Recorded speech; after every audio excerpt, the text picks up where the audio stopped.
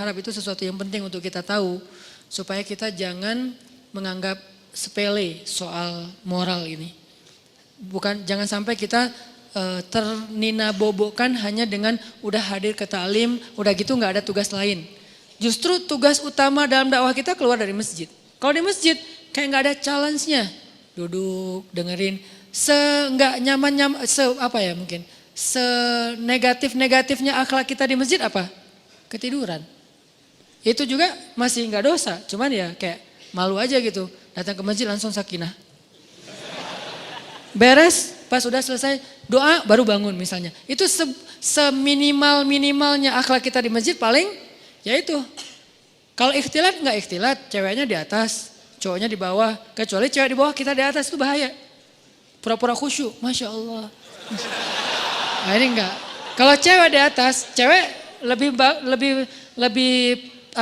expert dalam menjaga mata dibandingkan cowok. Ini fitrahnya ya. Cewek lebih baik, walaupun ada yang kecolongan ada, tapi maksudnya secara umum cewek itu lebih jago jaga mata daripada cowok. Cowok lebih jago jaga mulut daripada cewek. Saya nggak mau ngomong negatifnya ya, saya ngomong positifnya nih. Positifnya, cewek itu lebih jago menjaga mata daripada cowok. Cowok lebih jago menjaga lisan daripada cewek. Makanya cewek kalau lagi sedih itu kan gini ya.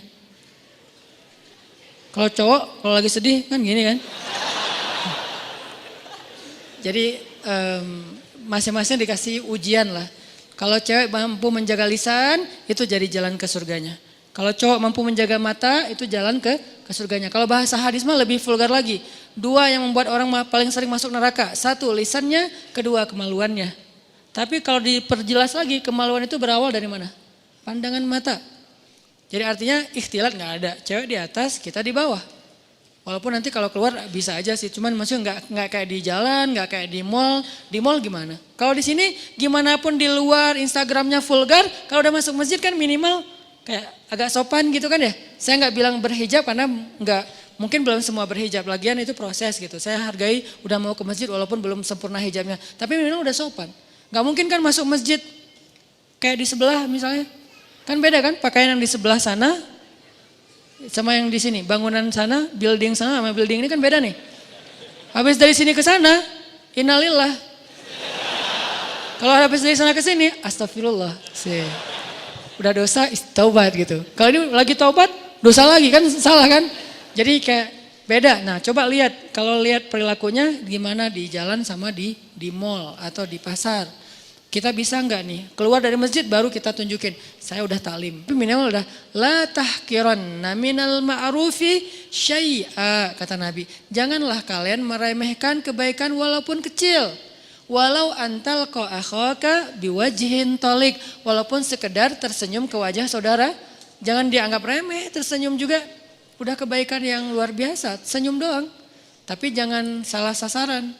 Karena kalau senyumnya salah sasaran, jadi seburuk-buruk senyum kan ya. Senyum ada pahala, ada yang dosa. Senyumin istri orang, dosa kan ya. Senyumnya tapi sewajarnya, teh gitu. Teteh. Jangan berlebihan lah, biasa aja. Apalagi kalau suaminya tipe yang, ya emang suaminya harus pencemburuan ya. Suami kalau nggak cemburuan, namanya apa? Dayus. Jangan salah huruf ya. Dayus, D ya. Siapa itu dayus? Kata Nabi, tidak akan masuk surga seorang dayus. Allah marah kepada dayus. Sahabat juga heran, ini istilah baru nih. Ya Rasulullah, dayus itu siapa? Kata Rasul, dayus itu suami yang ketika istrinya melakukan nusyuz, dia nggak cemburu. Nusyuz itu apa? Banyak grade. Grade yang sederhana dalam nusyuz, istrinya misalnya chat lebih dari jam yang ditetapkan. Misalnya kayak agak menurut saya berlebihan lah. Seorang cewek chat sama cowok yang bukan muhrimnya bukan karena darurat jam 11 malam. Harusnya batasnya jam 10 malam. Ini SOP ya buat cewek-cewek. Jangan chat ke cowok yang bukan muhrim kita lebih dari jam 10 malam. Chat itu kan jaringan pribadi kan. Diterjemahin japri lah. Panjang amat.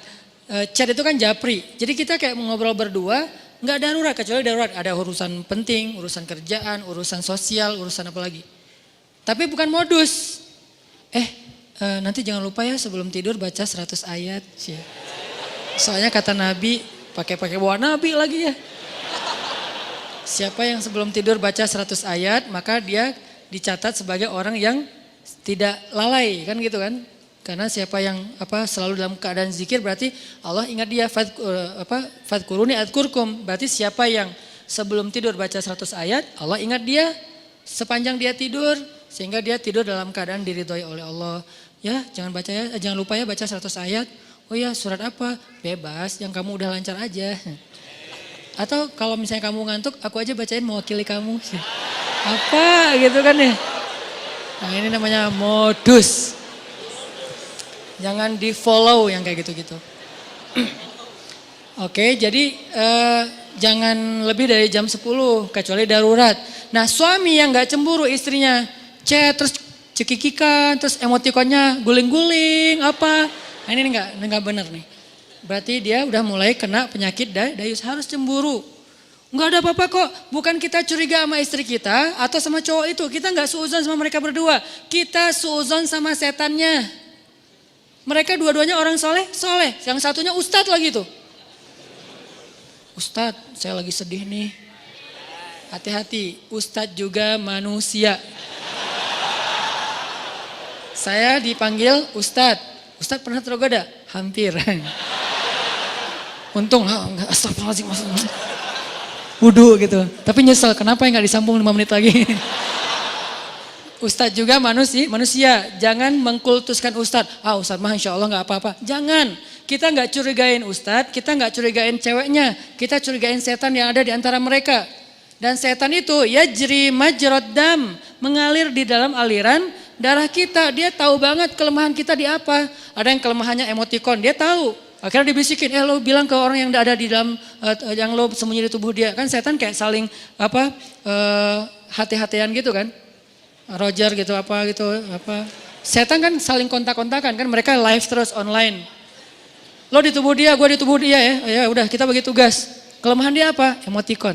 Emotikon yang mana? Yang guling-guling, yang berdarah-darah air mata. Akhirnya aku lagi sedih nih habis dimarahin suami. Oh biasa itu ujian rumah tangga. Mulai curhat. Lama-lama kok Ustadz ini enak diajak curhat ya. Gak seperti suami saya mah orangnya cuek. Kalau Ustadz orangnya pengertian, dia bisa menghibur saya. Masya Allah jadi nyaman. Gak ada pikiran macam-macam, nyaman doang nih. Nyaman chat. Ada masalah lagi, chat lagi sama Ustadz. Dan Ustadznya juga kayak awalnya juga berbaik hati. Kasihan juga mau ngasih motivasi, biar kasih hadis, ngasih ayat. Tapi udah jam 10 Ustadz. Ini udah jam 10, udah gak boleh lagi urusan privasi. Kalau mau chat kan bisa besok. Pagi-pagi habis subuh, Ustadz mohon maaf. Kalau perlu bahasanya kaku, gak ada titik-titik, gak ada koma. Udah aja kaku, kalau perlu semuanya kapital. Saking kakunya gitu. Jangan ada yang dikasih bunga-bunga, titik-titik panjang, terus misalnya hurufnya didobel-dobelin gitu. Ustadz, bahaya. Ya. Ini jarang kan Ustadz buka kartu kan? Bahaya. Karena ada Ustadz yang jadi korban ada, tapi kita nggak boleh menjudge. Yang mana Ustadz? Itu ya Ustadz? Enggak, saya nggak mau ngejudge ya. Tapi ada kasusnya ada aja. Ini nih dunia fitnah kan? Kita kan ngelihat Ustadz itu suci di atas mimbar. Di belakang mimbar, ya gitu deh. Ya manusia maksudnya, manusia sama kayak kita. Kelemahannya sama. Mudah-mudahan kita berbaik sangka dia lebih soleh. Tapi sesoleh-solehnya dia, bukankah di Bani Israel itu ada orang yang ahli ibadah 100 tahun. Ibadah terus, ujungnya apa? Zina, membunuh, syirik. Gara-gara apa? Gara-gara tadi tuh disebut dengan talbisul iblis. Makanya bahasanya wala tattabi'u khutuwat, bukan khittah, tapi khutuwat. Khutuwat itu jamak dari khittah. Langkah-langkah, bukan satu langkah. Setan itu gak nyuruh kita langsung bikin dosa. Itu satu langkah. Nyuruh kita pelan-pelan dulu. Kalau perlu berpahala dulu. Jadi dia ke kanan dulu. Baru nanti muter ujung-ujungnya tanpa kita sadari udah di kiri. Gitu caranya, bukan lo ke kiri. Enggak, kita gak mau. Zina lo, gak mau dong. Tapi kasihan dia bantuin. Ke kanan kan?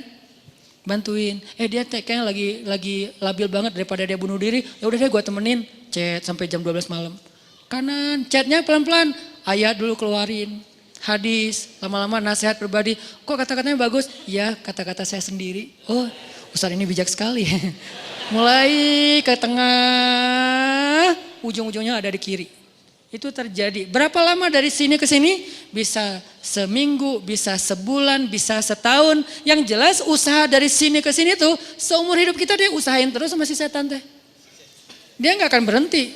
Kita udah ke sini, udah sampai di sini, sadar balik lagi kan?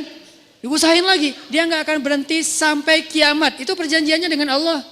Akan aku sesatkan cucu-cucunya Adam sampai hari kiamat. Kalau dunia batas waktunya kiamat, kalau kita batas waktunya sakaratul maut.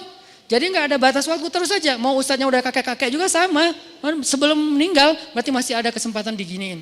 Dia nggak akan nyuruh nyebrang ke sana. Khutwat. Khutwat itu langkah-langkah yang panjang, yang banyak. Mungkin 1000 langkah, mungkin 2000 langkah. Yang jelas goalsnya ke sini nih. Tapi langkahnya ke kanan dulu. Itu talbis namanya. Talbis itu tipuan. Ada Bani Israel. Gimana ceritanya? Masih boleh dikit cerita? Jadi ada 3 orang pemuda, soleh-soleh semuanya. Mereka punya 1 adik perempuan, berempat. Yang paling bungsunya cewek. Cantik, masih jomblo, single. Bukan jomblo, single. Karena dia biasa aja gitu dengan kesinggelannya. Nah, 3 cowok ini dapat tugas militer karena negara mereka itu ada wamil, wajib militer, ada peperangan, mereka diserang, akhirnya dia 3 cowok ini dipanggil untuk ikut berperang. Mereka khawatir gimana dengan adiknya yang perempuan, siapa yang akan jaga, ini cerita dari hadis, bukan fiksi, bukan fiktif, fiksi beda lagi, bukan fiktif gitu, cerita dari hadis. Nah, karena mereka nggak tahu gimana cara ke siapa harus menitip adik perempuannya, keluarganya di luar kota nggak ada yang di situ, susah gitu. Pokoknya intinya nggak ada yang mereka percaya selain seorang ahli ibadah yang ada di negeri mereka. Cuman beliau ini nih yang paling soleh, paling amanah, paling baik, bukan ustadz biasa lah, ustadz legend lah ya, udah senior banget lah ya. Nah akhirnya mereka sepakat bertiga, kita titipin aja adik kita ke syekh itu. Datanglah ke syekh ini.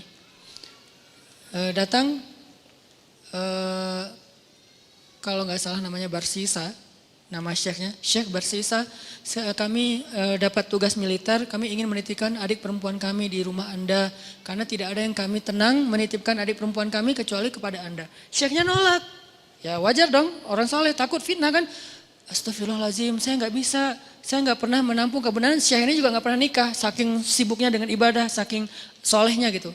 Bukan yang nggak nikah berarti udah sibuk ibadah juga. Beliau kayak Imam Nawawi. Imam Nawawi itu gak nikah sampai akhir hayat kan. Ketika ditanya kenapa Anda belum menikah? Oh astagfirullahaladzim, saya lupa menikah. Kenapa? Karena saya sudah menikahi ilmu. Saking cintanya beliau dengan ilmu, ilmu itu lebih daripada istri buat beliau. Sehingga tidurnya dengan buku, bangunnya dengan buku, jalannya dengan buku, buku aja kerjanya. Imam Nawawi, ilmunya luar biasa dahsyat. Tapi jangan ditiru ya. Karena kita nggak gitu-gitu amat juga tentang ilmu. Ilmu enggak, nikah enggak kan. Ya pilih salah satu deh. Kalau enggak ilmu ya nikah gitu. Masalahnya kita ilmu gimana? Apakah udah selevel Imam Nawawi yang hadis dalam semalam hafal berapa ribu hadis. Terus setiap malam tuh nulis buku. Sholat 2 rakaat, satu paragraf. 2 rakaat, 1 paragraf. Jadi setiap paragraf itu 2 rakaat sholat. Wudhu dari isya ke subuh, 1 wudhu. Selama bertahun-tahun, 1 wudhu sholat subuh dengan isya. Maksudnya nggak tidur semalaman karena terjaga wudhunya Imam Nawawi. Nah Syekh Barsisa nolak, nggak mau. Please, karena kami nggak tahu harus jagain apa, harus nitip ke siapa daripada adik saya apa-apain orang. Karena udah dipaksain terus, ya udah deh.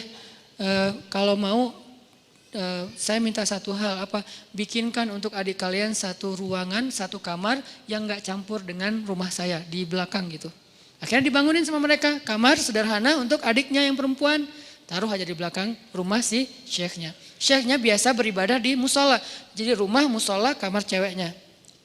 Jarak musola dengan kamar ceweknya terhalang oleh rumah syekh. Jadi agak berjarak gitu. Udah pergi mereka berjihad. Hari-hari pertama syekhnya nggak pernah berkomunikasi 1 patah kata pun dengan si cewek ini. Karena diamanahin nafkah, kebutuhannya, akhirnya dititipkan uang, syekh ini ke pasar beli roti, setiap pagi taruh roti di depan pintunya, balik lagi ke musola zikir, astagfirullah. Si perempuannya tahu jam udah ada roti di depan pintu dia buka, ambil roti, makan di dalam. Nggak pernah komunikasi. Sehari, seminggu, Minggu kedua mulai datang setan. Yuwaswis fi sudurin, pakai perasaan, bukan pakai logika. Perasaannya yang diusik. Kasihan juga tuh cewek kesepian. Masa nggak disapa sama sekali, ntar dianggap sombong loh. Ya sapa sederhana aja, nggak usah berlebihan, cuman sehat gitu doang. Oh ya udah, titipin roti. Assalamualaikum, sehat teh, sehat Ustadz, alhamdulillah. Oh ya, pergi aja. Gitu doang. Jadi kayak japri, sehat, udah. Nggak pakai emoticon. Jadi benar-benar kayak tiis aja gitu kan ya, dingin aja, nggak ada apa-apa gitu. Zikir astagfirullahaladzim. Besok datang lagi setan. Masa cuma nyapa doang, siapa tahu dia pengen sesuatu tapi nggak berani ngomong karena kaku. Ya lebih lemes lagi lah, biar siapa tahu si cewek ini butuh apa, nanti dia bisa ngomong karena nggak malu. Oh iya juga sih, teh sehat ya, kalau butuh apa-apa kasih tahu saya ya. Oh iya Ustadz makasih. Nah ini kan nih, akhirnya datang setan yang satu lagi, lo tugasnya sama cewek, gue cowok. Setannya bagi tugas, tapi bukan karena kelainan, memang gitu tugasnya. Si setan yang ke ceweknya bilang, itu Syekh itu baik banget ya, soleh banget. Kamu kalau ada apa-apa jangan sungkan, ngomong aja ke beliau orang soleh kok, orangnya senang membantu. Kan baik kan, gak ada yang negatif kan. Besok-besok, teh butuh apa? Ya Ustadz boleh nitip sesuatu apa, pengen apa, makan apa gitu. Ini ada uangnya, nggak apa-apa udah dititipin sama kakak-kakaknya teteh. Oh ya udah, maaf ya Ustadz merepotkan, nggak apa-apa. Nah, mulai ini. Pergi ke pasar, beliin roti, susu. Makasih Ustadz, udah bagi 2 aja masa saya makan sendiri nggak habis. Setan bilang kan, nggak akan habis tuh mubazir. Benar nggak sih? Mubazir kebanyakan tuh, udah bagi 2 aja. Ustadz bagi 2 aja, udah nggak apa-apa makan aja. Kata si yang satu lagi setannya, jangan mau diterima, malu atuh sama cewek. Udah. Akhirnya apa? Udah makan aja, ntar kalau nggak habis baru saya habisin. Mulai kan makan, Ustaz nggak habis. Ya udah sini dihabisin. Mulai kan agak-agak gimana gitu kan, bekas makan. Lama-lama datang lagi setan tuh. Coba tanya, siapa tahu dia pengen belajar sekaligus daripada dia diam-diam aja, nyantri aja sekalian. Nyantrinya apa? Belajar agama. Tanya butuh apa tentang masalah agama yang saya bisa bantu. Sedikit-sedikit adalah ilmu. Oh ya udah benar juga ya, dapat pahala lebih. Teh nanti kalau butuh apa-apa, udah nggak sungkan sekaku yang pertama kan. Butuh apa-apa kasih tahu aja ke saya, insya Allah kalau ada pertanyaan saya bisa jawab. Kalau nggak ada nanti saya tanya ke yang lebih ahli. Oh ya Ustadz, kebenaran saya lagi nanya nih masalah ini gimana. Nah mulai, tapi masih di balik pintu. Kenapa? Jangan ketemu orangnya, fitnah dong kata setan. Jangan, nanti fitnah ikhtilat kata setan teh. Setan yang ngajarin ilmunya nih. Ikhtilat, jangan. Oh ya benar juga. Jadi teriak-teriak dari belakang pintu, depan pintu gitu. Oh kalau gini gimana Ustadz? Nah lama-lama datang lagi setan. Mungkin sebetulnya si teteh itu ada pertanyaan yang privasi. Nggak enak nanyanya sambil teriak-teriak. Kayak nanya masalah cara membersihkan haid atau apa kan nggak enak teriak. Ustadz cara ngebersihin haid gimana kan nggak enak kan ya? Ya udah kamu lebih dekat lagi duduk depan pintu jangan berdiri. Duduk aja depan pintu baru ngobrol. Ya udah teh kalau teteh butuh tanya apa-apa saya insya Allah siap jawab. Ini nggak perlu teriak-teriak. Oh ya Ustadz di balik pintu. Sama-sama duduk di pintu tapi masih kehalang, pintu tertutup. Datang lagi besoknya setan. Apa kata orang ngelihat kalian ngomong kayak gitu. Satu dalam satu di luar tapi duduk di pintu. Kan jadi fitnah. Ntar dikira semua orang ada apa-apa. Lebih baik masuk ke dalam biar nggak ada yang ngelihat. Tapi pintunya dibuka. Awas jangan ditutup. Ntar digoda setan. Lah ngomong setan. Nah ini nih setan nih. Talbis. Makanya ada buku tebal ya, judulnya Talbisul Iblis. Tipu daya, tipu muslihat iblis. Gitu dibawanya ke kanan dulu, baru ujung-ujungnya ke kiri tanpa disadari. Tapi buka pintu ya. Oh iya juga ya, nggak boleh tutup pintu, ntar jadi ikhtilat lagi. Ntar setan lagi. Padahal dari tadi juga setan. Udah teh boleh di dalam aja nggak enak dilihat orang. Oh ya Ustaz nggak apa-apa. Yang bagian ceweknya bilang nggak apa-apa dia orangnya amanah, nggak usah khawatir. Gitu kan? Udah aja duduk dekat pintu tapi udah di dalam ruangan. Ngobrol, udah ketemu orangnya, beda udah pasti. Pertama cewek ini gak pernah kenal dekat sama cowok, kedua Syekh ini gak kenal dekat sama cewek. Ini adalah kali pertama mereka berinteraksi lawan jenis dan dekat sekarang. Gak ada siapa-siapa, mulai bercanda, jangan kaku-kaku amat dah tuh ngantuk taklim teh, kasih candaan dikit. Ya udah mulai canda, jadi akrab, jadi hai, malu dilihat orang, masa bercanda tapi kelihatan orang, udah tutup aja pintunya kan udah saling kenal, udah saling percaya. Tutup pintunya, ngobrol, nauzubillah, terus dekat Sampai akhirnya curhat si cewek ini. Namanya manusia pasti semuanya punya masalah kan. Akhirnya dia berani curhat. Ustadz, saya udah anggap Ustadz sebagai keluarga saya percaya. Boleh saya curhat masalah pribadi? Curhat. Curhat, buka. Waktu itu masih syariat hijab, cadar, buka cadarnya. Langsung udah lihat wajahnya, udah kemana-mana, udah setan teh. Setan yang datang udah bukan lagi bab ini. Setan kan gonta-ganti, sesuai dengan kapasitasnya. Sekarang bab yang lain lagi, datang setan yang ahli di bidang yang lain. Udah terus aja sampai mereka akhirnya udah akrab, udah tahu semua cerita-ceritanya. Nangis, ceweknya nangis, senangis-nangisnya. Datang setan romantis. Kalau yang pertama gak ngerti romantis, taunya fikih. Kalau sekarang setan jangankan setan, manusia aja ada yang kayak gitu. Dulu Senok Hogranya yang di Aceh tuh. Dia hafal ribuan hadis, hafal Quran 30 juz hanya untuk merusak masyarakat Aceh dengan berstatus ulama kan ya. Itu manusia loh, apalagi setan yang udah lebih legend lagi tuh. Akhirnya setan romantis datang. Kalau cewek lagi nangis kayak gitu jangan didiemin, kasih bahu. Nanti kalau dia tersinggung gimana? Gak akan tersinggung. Cewek kalau lagi kayak gitu dia gak akan tersinggung, dia pasti positif.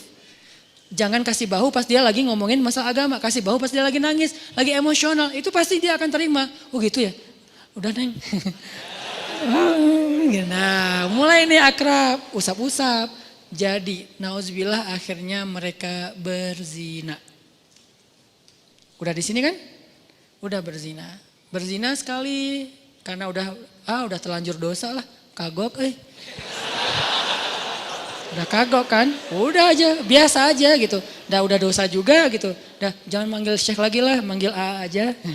Jadi tadi kan manggilnya Syekh, lama-lama Ustadz, lama-lama AA. Manggil lah, udah akrab teh, udah zina, ada segala macam, nauzubillah. Ngomongnya juga gak enak. Udah gitu, maaf perempuannya hamil. Perempuannya hamil, Syekh ini takut ketahuan sama kakak-kakaknya. Karena adik perempuan mereka ternyata dihamili sama Syekh ini. Kalut, panik, datang setan kriminal. Bilang, lo udah bikin adiknya, lo gak akan dibiarin hidup. Setannya udah beda ngomongnya. Ngomongnya udah beda. Udah terlanjur, udah lo habisin aja deh. Gak usah banyak mikir, udah lo habisin aja lo sekarang. Udah, gitu-gitu. Oh udah dihabisin, dibunuh ceweknya. Karena takut ketahuan. Ditakut-takutin sama setan. Pokoknya lo habis, lo malu, semua orang kampung akan mencela kamu dan segala macam. Pokoknya dibikin goyah banget nih Syekh ini. Akhirnya dibunuh, dikubur di belakang rumah. Tapi udah dibisikin sama setan alasannya, modusnya apa? Bilang aja sakit, meninggal, dikuburin. Nggak lama, belum juga, baru sehari, kadarullah datang nih kakak-kakaknya. Syekh, assalamualaikum, waalaikumsalam. Syekh, alhamdulillah kami semuanya selamat. Adik kami di mana? Syekh ini pura-pura sandiwara. Ada apa Syekh? Innalillah, yang sabar ya gitu. Allah mentakdirkan kalian gak ketemu lagi. Baru aja kemarin adik kalian sakit keras dan meninggal. Maafkan saya gak bisa jaga amanah kalian.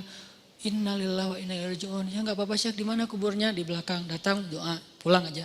Setan kan jahat banget ya. Setan tuh gak pernah berpihak sama kita. Dia itu pengadu domba. Malam setan ini datang ke dalam mimpi ketiga kakak beradik ini. Mimpinya sama. Setan yang sama, gimana gak sama redaksinya. Mimpinya sama. Datang, adik kalian itu gak meninggal sakit. Dibunuh setelah dinodai sama Syekh itu. Buktinya kalau kalian mau tahu, coba kalian gali kuburnya, lihat bekas pembunuhan itu. Kalau datang ke satu, ya anggap aja mimpi. Datang ke yang kedua, sama. Ketiga sama, bangun dari mimpi. Saya mimpi buruk tentang adik, saya juga sama. Apa mimpinya? Diceritain, kok sama ya mimpi kita? Mencurigakan sekali kan? Kok mimpi kita sama? Wah bahaya nih, kita bukan suudzon sama Syekh, tapi kita harus buktiin. Ayo, besoknya mereka diam-diam datang, digali kubur adiknya yang belum kering, yang masih basah tanahnya. Benar ada bekas pembunuhan dan dia dalam keadaan hamil. Syekh ini langsung dibawa ke pengadilan, dikeroyok sama massa, dibawa ke pengadilan, diputuskan hukuman mati. Di tiang hukuman mati, sebelum dia mati, datang setan yang terakhir. Setan yang paling banyak ilmunya, ulamanya setan. ini nih setan paling pro nih. Datang terakhir. Syekh, kata dia. Syekh tahu selama ini kenapa Syekh sampai di sini? Yang membuat Syekh sampai di sini tuh saya dan geng. Saya and the gang. Kita yang menggoda Syekh dari awal mau menerima cewek itu, kemudian ngasih roti, kemudian mau menyapa, kemudian mau fatwa, kemudian duduk di dalam rumah, kemudian menutup pintu sampai berzina, membunuh dan seterusnya, berbohong, itu semuanya kami. Dan sekarang kamu udah gak bisa ngelak. Hukuman sudah ditetapkan, masyarakat sudah benci sama kamu. Satu-satunya cara kamu selamat sekarang adalah cuman kami yang bisa nolong kamu. Karena kami yang mencelakai kamu. Gimana cara saya bisa selamat? Tunduklah ke saya. Sujud. Kalau kamu sujud ke saya, maka kamu akan kami selamatkan. Ini kesempatan kamu yang terakhir. Itu pedang untuk membancung dia itu udah siap. Orang kayak gitu kan labil banget. Akhirnya dia sujud, dia mengakui setan itu sebagai Tuhan, dipancung, matilah Syekh ahli ibadah 100 tahun ini dalam keadaan pembunuh, pezina, pembohong, dan syirik. Kenapa bisa kayak gitu? La tattabi'u khutuwatis syaitan. Janganlah kalian mengikuti langkah-langkah setan. Dia gak akan langsung nyuruh satu langkah ke kiri. Dia nyuruh ke kanan sekilo. Jauh banget ke kanannya. Sampai gara-gara setan kita jadi ahli ibadah banget. Gara-gara setan nih saya jadi bisa tahajud. Kok bisa? Soalnya dulu saya gak pernah tahajud. Gara-gara ada modus sekarang jadi tahajud. Ya gitu deh. Jadi sekarang awalnya sih modus. Lama-lama istiqomah. Masya Allah setan teh. Jadi dari modus jadi istiqomah. Terus besok-besoknya tuh kan gak apa-apa. Udahlah gak usah terlalu idealis. Besok-besoknya ketemu nauzubillah. Sampai berada di sisi yang kiri dan itu udah terjebak. La tattabi'u khutuwatis syaitan. Jangan ikuti langkah-langkah setan. Bukan jangan ikuti langkah setan. Jangan ikuti langkah-langkah setan. Jadi yang kayak tadi misalnya dayus. Ini gara-gara ngomongin dayus nih. Suami harus cemburu. Karena cemburunya suami itulah penjaga istri. Kalau suami udah gak cemburu, istrinya berlebihan komunikasi dengan lawan jenis, sikap ke lawan jenis, berarti istrinya udah gak ada yang jagain. Bukankah tugas suami itu ku anfusakum wa ahlikum naro, tapi cemburunya juga cemburu yang baik, jangan mencela. Cemburunya menasehati, kan dia Al-Quran juga dikasih tahu kan ya, menasehati mereka, pindah tempat tidur, apalagi nasihati, pindah tempat tidur, pukul dengan pukulan yang tidak melukai dan tidak menyakiti. Kemudian kalau mau menceraikan pun dengan cara yang baik. Tapi nauzubillah jangan sampai ke tahap itu gitu. Yang jelas cemburu harus punya, cuman jangan berlebihan. Nah yang akhwatnya, yang cewek-ceweknya kalau dicemburuin suami, bahagialah. Kenapa? Berarti suami kita sayang sama kita. Berarti suami kita itu masih perhatian sama kita. Selama ekspresi cemburunya belum berlebihan, cuman cemburu. Jangan gitu dong gitu. Gak ada apa-apa kok, emang gak ada apa-apa, tapi kan gak pantas. Nah ini nih yang kayak gini-gini nih, kayak komunikasi japri, di grup, pas ketemu orangnya atau apapun, ini harus terjaga. Ini nih tadi yang bab dayus ya, ini juga sesuatu yang behavior. Ini kita rubah pelan-pelan, mudah-mudahan nanti kita akan melihat Bandung dan Indonesia, anak mudanya yang menjadi wajah negeri ini, sudah memiliki behavior seorang Muslim yang mungkin, yang pastinya terilhami, terinspirasi dari sosok orang yang paling ideal di antara manusia, yaitu Rasulullah Sallallahu Alaihi Wasallam.